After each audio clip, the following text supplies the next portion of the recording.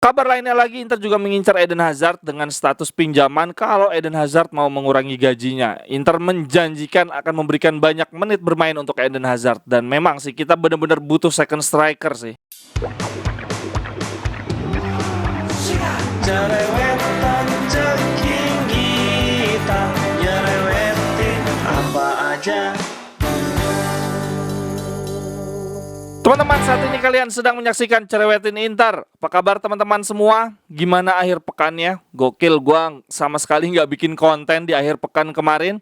Dan di hari Senin ini gua ingin cerewetin 10 pemain incaran Inter versi La Gazzetta dello Sport. Jadi ceritanya La Gazzetta baru aja merilis 10 pemain incaran Inter yang paling masuk akal sejauh ini. Masuk akal dalam artian menyesuaikan kantong Inter. Dari 10 pemain tersebut, 3 diantaranya merupakan center back, kemudian 3-nya lagi adalah wing back kiri, kemudian 3 gelandang tengah dan 1 penyerang. Siapa aja itu? Yuk kita bahas satu persatu. Dari center back ada pemain Leverkusen namanya Piero Hincapié. Gue baru tahu nih pemain ini nih, dan dia paling mahal ya di antara back-back lainnya yang diincar Inter. Ada Giorgio Scalvini. Ini kemungkinan besar menurut gue akan diambil kalau Inter kehilangan De Vrij atau Skriniar.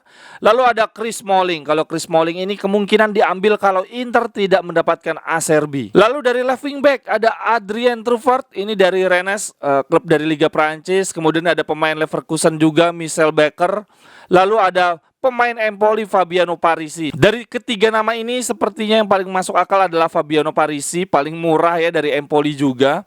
Tetapi kemungkinan untuk kita membeli left wing back sepertinya tipis banget karena Gosens penampilannya mulai membaik. Seluruh wing back kiri incaran Inter versi Gazzetta ini usianya di bawah 23 tahun semua dan kontraknya habis di tahun 2025. Jadi memang menurut gua kecil kemungkinan kita nyari left wing back sih. Kita masih punya Di Marco dan Gosens. Kemudian dari sektor gelandang tengah ada Alexis Mac Allister yang market value-nya pasti akan melonjak banget karena dia tampil bagus bersama Argentina. Lalu ada Yunus Musa, pemain Amerika Serikat, masih muda, main untuk Valencia dengan harga yang cukup mahal juga untuk ukuran pemain muda ya, 20 juta market value-nya.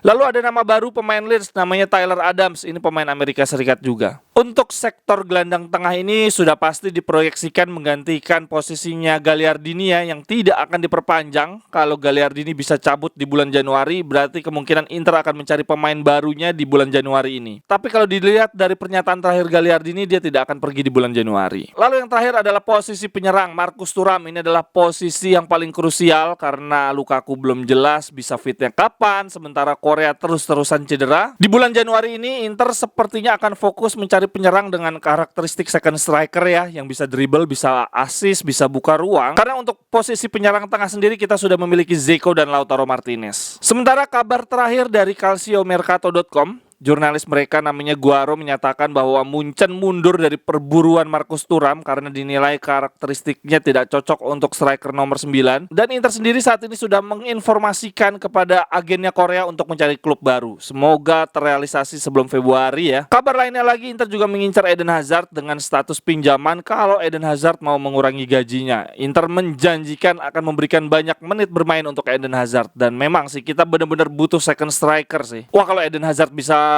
gabung ke Inter gokil sih, tapi dia riskan cedera juga gak sih teman-teman? Lalu ada berita lainnya dan ini cukup menarik. Inzaghi dan Marotta nonton langsung ke stadion pertandingan Reggina versus Como. Mereka ingin lihat pemain pinjaman Inter yang sedang bersinar di Serie B namanya Giovanni Fabian. Tapi apesnya ketika Inzaghi dan Marotta datang, si Giovanni Fabian malah jadi pemain cadangan. Nih bangke juga Filippo Inzaghi, sengaja kali ya. Dan fakta menariknya adalah ini untuk pertama kalinya Giovanni Fabian jadi pemain cadangan. Kok bisa pas banget ketika Simone Inzaghi dan Marotta datang. Giovanni Fabian sendiri diproyeksikan Marotta menjadi alternatif paling murah untuk menggantikan posisinya Gagliardini. Musim lalu di Primavera si Giovanni Fabian mencetak 8 gol dan 4 assist, dan musim ini di Serie B dia sudah tampil 17 kali, 5 gol 1 assist. Kelima gol dari Giovanni Fabian ini terdiri dari sundulan dan tendangan dari luar kotak penalti. Jadi dia kalau gue lihat-lihat lebih mirip sama Vecino kali ya. Tapi rencana Inter untuk menggunakan jasa Giovanni Fabian musim depan juga bisa gagal sih teman-teman, karena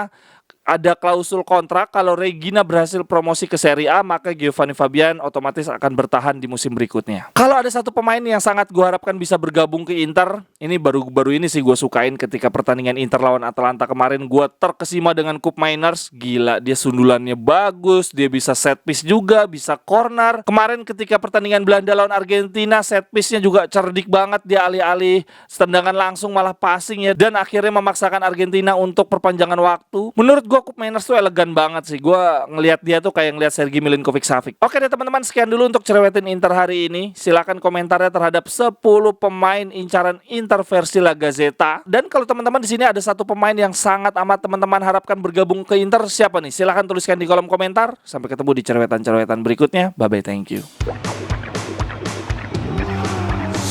Cerewet